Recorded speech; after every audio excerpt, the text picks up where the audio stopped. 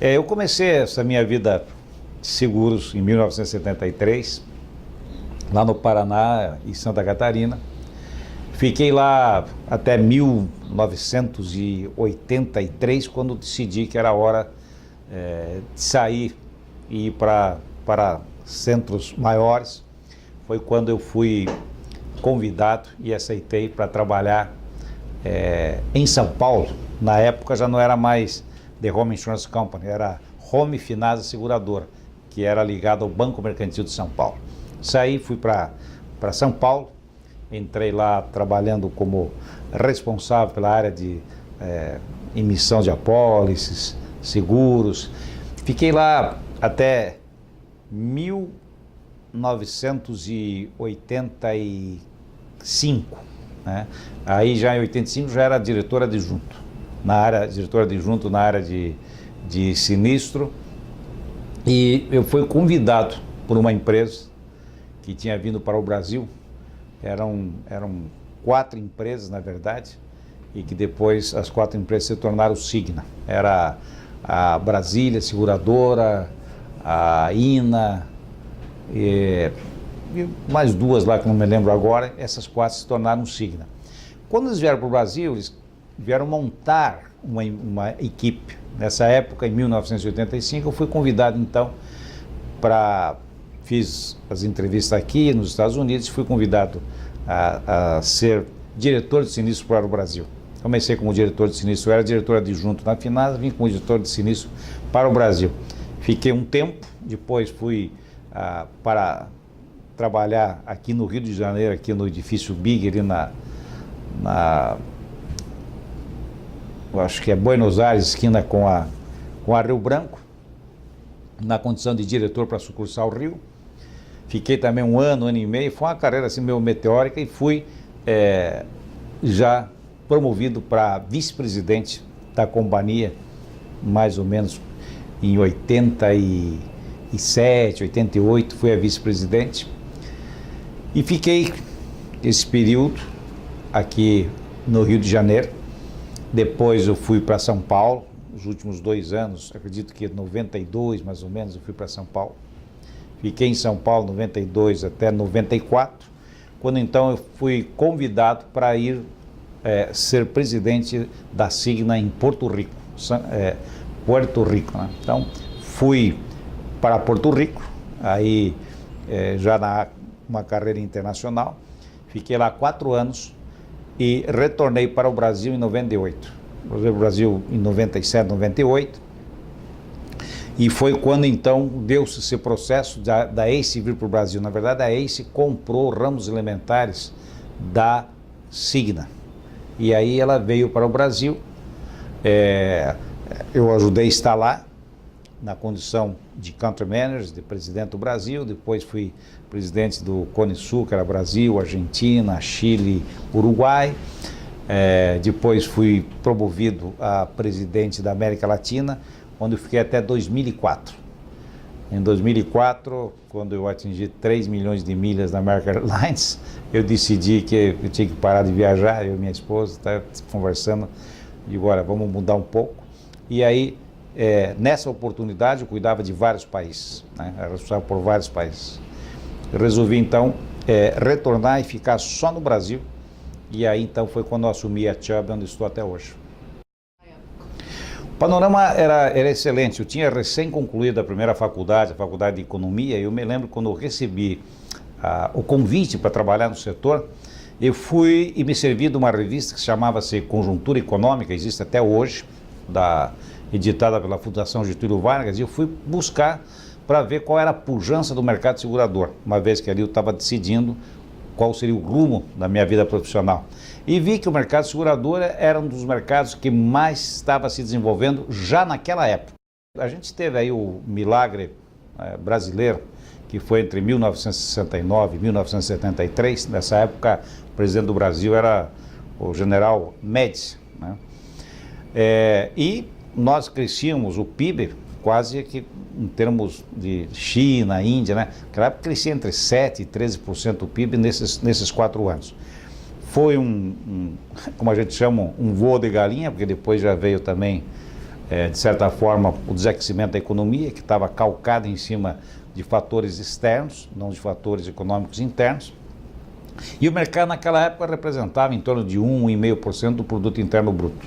Quer dizer, se nós verificarmos hoje que é 6% do produto interno bruto, você vê que ainda era incipiente e estava iniciando. Antigamente, eu creio que pelas questões do monopólio do resseguro, pelo número ainda pequeno de companhias estrangeiras no Brasil, havia uma diferença relativamente grande entre produtos, entre coberturas, entre capacidade de resseguro, né? Hoje, com o advento das companhias multinacionais estarem no Brasil, as grandes resseguradoras também, essa distância entre o mercado internacional e o mercado nacional diminuiu muito, muito mesmo. O fato é que o mercado internacional ele tem características diferentes da nossa.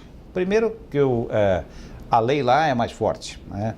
Aqui, se nós, digamos que você identifique uma fraude, tá certo? Você tem que provar essa fraude e para essa pessoa ser punida leva muito tempo ainda, em função das leis que existem hoje. Enquanto que lá fora, se você cometer um delito, tá, uma fraude, você é realmente bonito. Então, e por que eu digo isso? Porque isso atualmente vai para dentro do preço e quem paga é o próprio consumidor, porque faz parte do risco, né? Então essa é uma diferença entre o mercado internacional e o nacional. A outra coisa é que nós não temos catástrofes aqui. A gente tem algumas enchentes, que a gente chama de flood, né, que é em inglês, e tivemos o furacão Santa Catarina anos atrás, que trouxe algumas prejuízos, mas nós não temos catástrofes. Uma das primeiras operações fora do Brasil foi em Porto Rico. Lá tinha furacão e terremoto, né? Então, o preço do seguro lá era 10 vezes mais caro que eu segurar uma casa, né? Era 10 vezes mais caro, 10 vezes mais caro que segurar no Brasil, porque o risco é muito maior. E com relação à questão de garantias e segurança jurídica, eu acredito que lá fora ainda você tem muito mais segurança do que dentro do Brasil em termos de seguradora, né? Essas são as diferenças que eu diria, questão segurança jurídica, catástrofe e também as leis com relação a seguir as condições gerais da apólice de seguro por parte do segurado. O papel do Estado ele é primordial, sobre todos os aspectos, mas é um pouco lento ainda com relação a definições de leis, né, regulamentações. Nós ainda patinamos em algumas coisas, mas vem progredindo bastante. Progrediu com a abertura do monopólio, permitindo que viessem as restauradoras para cá. O que isso significa? É trazer mais capacidade de seguros, né, para segurar as grandes obras dentro do Brasil. Então, isso é importante para nós. Algumas coisas, agora recentemente, teve aí o advento da resolução 322, que retornou com uma situação que nós tínhamos há algum tempo atrás, que é abrir o mercado, depois fecharam com relação a transferir resseguro para as nossas matrizes, né? Então, hoje, vai demorar ainda 4 anos, vai ser uma reabertura, entre aspas, paulatina, mas pelo menos já tem, digamos, uma luz no fim do túnel para que possamos voltar a competir em condições de igualdade com o resto do mundo, porque nós vamos ter as capacidades, as matrizes dessas empresas estrangeiras lá dispostas a aceitar riscos, receber resseguros das filiais, das sucursais nacionais, e isso aí não só traz novos produtos, traz preços adequados, sempre visando o consumidor. É por isso que o Estado devia, na minha opinião, ele tem dado uma atenção maior que dava no passado, mas ainda tem espaço para dar muito mais atenção. Fora as questões de leis que estão sendo propostas ao próprio Congresso e que às vezes não tem nenhum sentido, né? Eu não vou aqui entrar em detalhes das leis, porque a gente demoraria muito, mas tem algumas que são totalmente absurdas.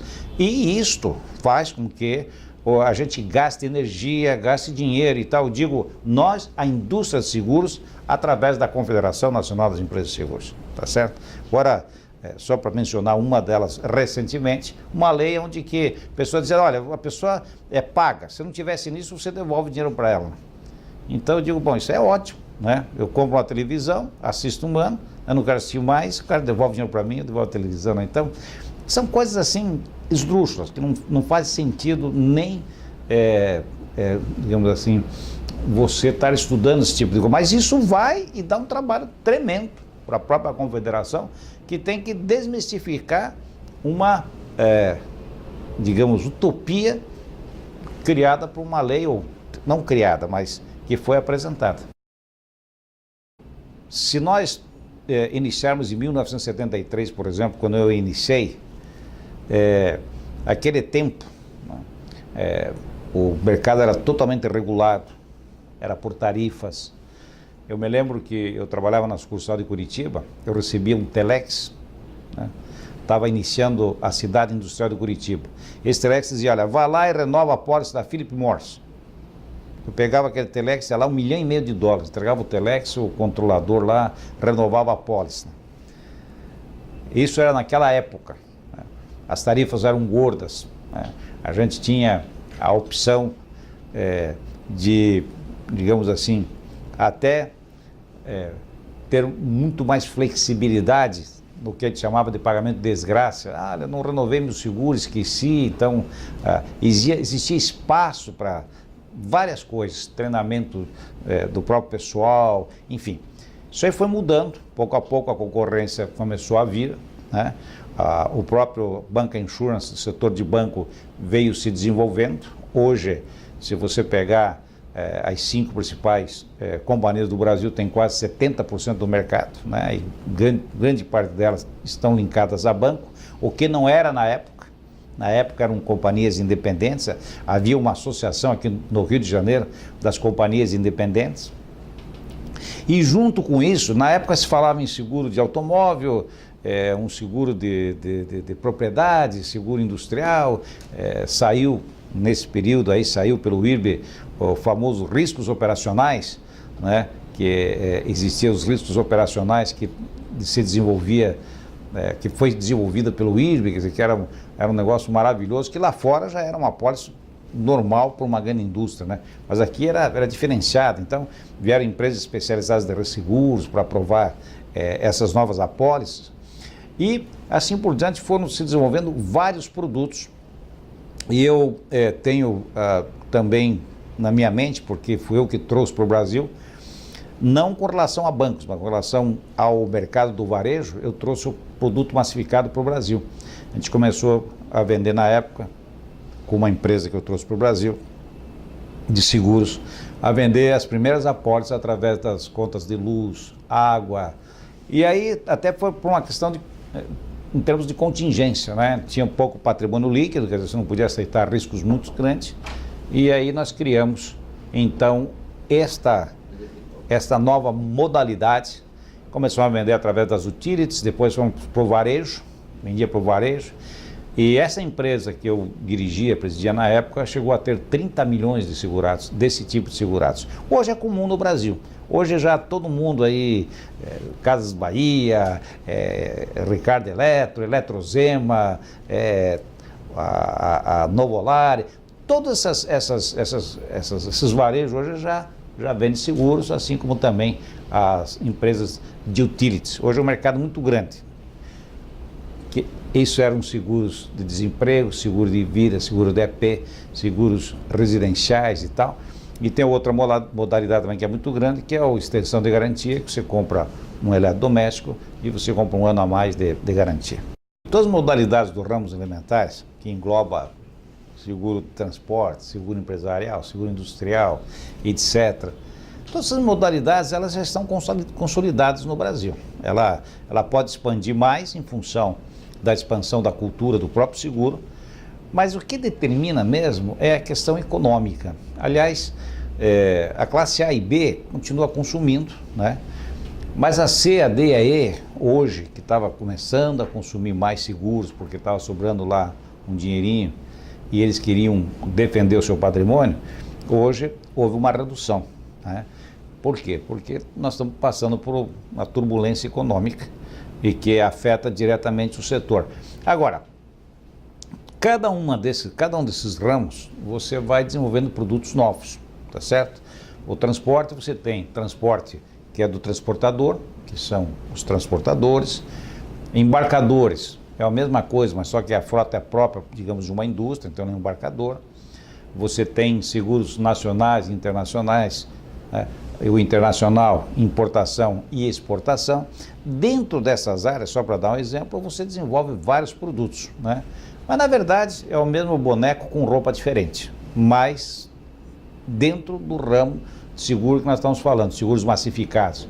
Começou, quando nós começamos em 1998, era um tipo de seguro. Hoje já tem capitalização, digamos, para sorteio, vinculado a esses produtos. Você compra esses produtos por um valor bastante pequeno, mas te dá garantia de alguns meses de cobertura do seguro de desemprego, né? Vida, quita o débito e assim por diante. E outros mais foram daí sendo desenvolvidos. Acidentes pessoais, juntou capitalização. Então, esse desenvolvimento do mercado segurador, ele acontece todos os dias, né? E com o advento de uma maior participação no mercado internacional no Brasil, foram várias companhias que vieram para o Brasil, tanto de resseguro quanto de seguro.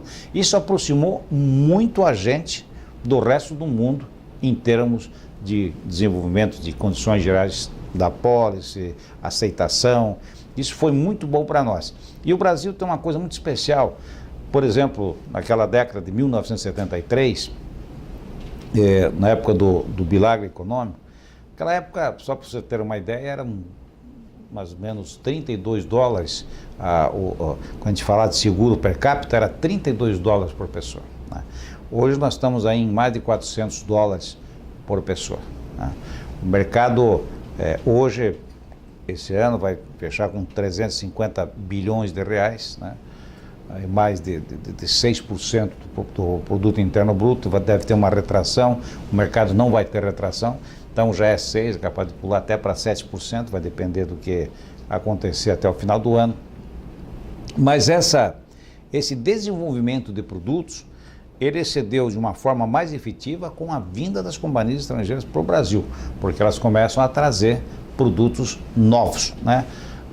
E com características totalmente, digamos, diferenciadas. O próprio seguro garantia, que é um seguro que garante não extensão de garantia, que a extensão de garantia é para automóvel e para eletrodoméstico, mas o produto garantia, que são para grandes obras, né, que é o performance bonds, o jurídico e tal, esses produtos todos, seguro de D&O, que é diretores e oficiais, são seguros financeiros, vieram todos de fora, né, e foram adaptados aqui para o Brasil, de certa forma, mas tudo isso veio de fora. Então, hoje, eu me lembro que em 1973, nessa linha do tempo, né, a gente não falava disso, né?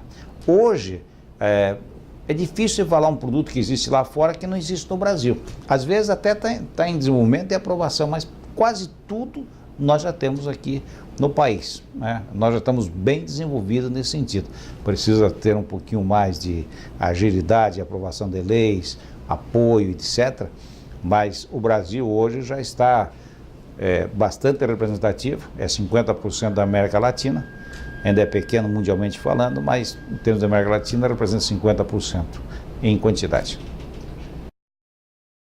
Se nós pegarmos da década de 70 para cá, né, os planos econômicos que houveram foram os mais diversos, né? Plano Verão, Plano Collor, uma quantidade de plano real e tal. Desses planos econômicos, de todos, o que foi mais benéfico ao mercado segurador foi o real, né? Quando nós tivemos o plano real. Por quê? Passamos a ter uma estabilização econômica, uma certa estabilidade econômica, não estabilização, estabilidade econômica, e junto com isso, a redução significativa da inflação. Porque o seguro, se você faz R$100 mil de seguro de vida e você tem 20% de inflação ao mês, no final daquele ano, aqueles 100 mil já teria estar valendo 300 mil, então 100 mil não representa nada. E na época, antes do Plano Real, a gente às vezes fazia apólice com correção diária, porque se fazia seguro do automóvel por R$10 mil, um exemplo, R$15 mil, e aquilo ia crescendo todo mês, e os preços sendo reajustados, se você não tivesse essa correção, você corria o risco de ter um acidente, de roubarem o carro, e quando você fosse pegar o carro não valesse mais nada. Então, todos os planos econômicos foram importantes, né? O seguro, ele segue a trajetória da economia, mas o plano econômico mais importante para nós foi o plano real, porque foi quando estabilizou a inflação, que vem até hoje. Hoje a gente vive com inflação de 9, 10, mas nós vivemos com inflação de 35% ao mês e assim por diante, né? A era que começou, né, em 2003, se não me engano, com o Partido dos Trabalhadores, foi uma era também pujante, né? Hoje o cenário é completamente diferente, mas teve um período bastante significativo, extremamente importante, economicamente falando, para o mercado segurador. Por quê? Porque tudo é questão da economia. A indústria automobilística, nós quase chegamos a ser o terceiro no mundo, em termos de indústria automobilística. Nós estávamos já a caminho de fabricarmos 5 milhões de carro ano. E isso nos daria praticamente o terceiro lugar no mundo. Isso foi completamente desacelerado agora, né? Então, muitas outras coisas também, junto a isso, o consumo, né, o crescimento da classe C, agora estou falando mais na última década. O crescimento da classe C nesses planos econômicos, ou dentro desse governo, cresceu de maneira assim exponencial.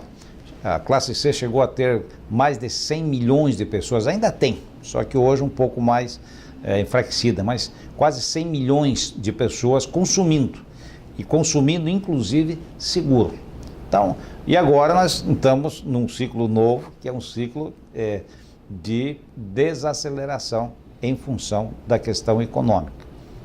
Na linha do tempo de 73 a hoje, que eu me lembro, as 4 coisas mais importantes que aconteceram nesse período foi o plano real, que criou estabilidade para essa área de seguros por causa do controle da inflação, esse aumento da classe C e também, principalmente depois de 95, a vinda das companhias estrangeiras para o Brasil, que trouxe uma quantidade enorme de produtos e de filosofia que nos fez iniciarmos a integração com o resto do mundo como estamos hoje. A difusão de seguro no Brasil, na verdade, ela passa pela escolaridade. Você falar de seguros para uma pessoa que às vezes não sabe, digamos assim, mal e mal sabe escrever ou ler, né? Falar de seguros não é tão simples. Como nós temos ainda um grau muito, digamos assim, pobre, né, nessa linha de capacidade de ler, de escrever, etc. Não estou falando de Sudeste e Sul, né? Quando a gente sobe o Brasil afora, a gente vê que a gente tem uma quantidade enorme de pessoas ainda que tem essa dificuldade na parte. Melhorou, sim, já melhorou e tal, mas ainda falta muito. Então, o seguro também, ele é fruto da melhora da escolaridade da população, né? Mas melhorou através da própria Funenseg, a divulgação do seguro hoje você faz muito mais presente nas escolas, né? Mas tudo isso a gente fala de Sul e Sudeste, entendeu? Quando você vai lá para cima, entendeu? Lá que você vai pegar Ceará, essas coisas todas assim, não existe muito, né? Apesar de que Sul e Sudeste representam uma quantidade grande da população e do PIB, mas tem o resto do Brasil, né? O setor de seguro é mais um segmento dentro da economia, né? Eu não vejo o setor de seguros como o setor bancário, né? Nos compara às vezes dentro do setor financeiro, mas não é, né? Não é porque o setor de seguro ele tem realmente uma responsabilidade social muito grande. A responsabilidade social do seguro é muito grande. Se você vê as estatísticas do quanto é pago de sinistro, você vê quanto é retornado à sociedade, e esse retorno à sociedade vai fazer com que você reponha o teu bem, você gera economia. Em muitos casos, em seguros de vida, você garante uma estabilidade para uma família que poderia estar passando necessidades. E outros seguros menores, desde serviços funerários e coisas que o valham, né? E isso tem um aspecto social extremamente grande, porque ele te dá tranquilidade, às vezes naquele momento de muita dificuldade. Fora isso, ele tem hoje umas reservas da área de seguros que passam de 500 bilhões de reais, e isso são economias dentro do próprio país, poupança dentro do próprio país. Isso é extremamente importante também para a economia e o mercado de trabalho, né? São milhares de pessoas que trabalham no setor de seguros, que também tem os aspectos sociais. Fora isso, e dentro da divulgação do próprio seguro, que nós havíamos comentado, você tem o setor educativo, da parte da educação financeira, que é extremamente importante, hoje um programa nacional, educação do trânsito, também muito importante para evitar acidentes, e assim por diante. O seguro, na minha opinião, é um dos setores dentro da economia que mais tem contribuído para essa área social, né? Por todos os motivos que a gente expôs. Hoje, neste momento, os principais desafios que tem é a gente realmente fazer a economia rodar melhor, né? Para que a gente possa continuar desenvolvendo o nosso setor. Mas isto também passa por outros desafios, como reter talentos, né? Os custos administrativos aumentam muito, você tem que ajustar preços de acordo com estudos atuariais, mas também que vá de encontro àquilo que o consumidor deseja, porque você tem que estar sempre olhando o cliente de seguros, né, o consumidor de seguros. E esses desafios, neste ano, ele passa a reter talentos, controlar caixa e desenvolver, tanto quanto possível, novos produtos. Bom, futuro é inovação, eu concordo. Mas você investe muito em treinamento, digamos, de uma equipe, e você tem que reter essa equipe. Você não pode dispensar essa equipe no momento que você mais precisa, mas tem um custo, né? Então, na minha opinião, porque esse é um outro aspecto importante, quando você tem digamos assim, uma piora do setor econômico, normalmente a sinistralidade aumenta. E a sinistralidade é um dos principais componentes que formam, né, o que a gente chama de combinado, que é sinistralidade, mais despesa administrativa, mais despesa comercial e mais impostos. E aí, quando você soma isso aqui, ela não pode passar de 100, teoricamente falando, né? Senão, você passou de 100, você operacionalmente está perdendo dinheiro. Para cada R$1, se for 110, você está perdendo 10 centavos. Esse é o grande desafio que hoje tem para todos os líderes e para a própria comunidade. E a retenção de clientes, porque nós estamos vendo aí que está havendo uma massa de desemprego muito grande, né? Nós já estamos aí com quase 8% de desemprego. É um desafio muito grande para a própria indústria na área de vida, porque você perde uma quantidade enorme de pessoas com seguro-saúde, pessoas com seguro de vida, porque estava atrelado à folha de pagamento, né? E outros mais certamente virão. Não há investimento, não tendo investimento, você não tem grandes, digamos assim, riscos, né, para serem segurados, hidrelétricos e assim por diante. A questão da falta de definição ainda das concessões, questão de estabilidade jurídica, legal, né, não tem trazido muito dinheiro do exterior para financiar essas obras, que dariam, evidentemente, condições de estar desenvolvendo novos seguros, e assim por diante. Tem aí desafios que não acabam mais. A oportunidade, embora seja uma coisa repetitiva, né, que diz que é justamente na dificuldade que aparece a oportunidade, é verdade, porque você, nesse momento, você tem várias oportunidades. Eu acabei falando de talento. Quantos talentos nesse momento está desempregado, digamos, no Brasil? Uma quantidade enorme, enorme. Estava conversando agora recentemente até com um colega nosso aqui, eu estava comentando isso, o que tem hoje no Brasil, uma quantidade enorme de pessoas e talentos que estão aí. Então, é uma grande oportunidade, mas se você contratar um, você tem que dispensar outro, tá certo? Então, essa é uma grande oportunidade. A outra oportunidade que tem é que, como cobertor digamos, ficou mais curto em termos de caixa, etc., você tem que procurar de todas as formas estar renegociando, estar conversando para diminuir custos administrativos. Ah, mas isso é oportunidade, Cássio? É porque você começa a tornar-se mais produtivo.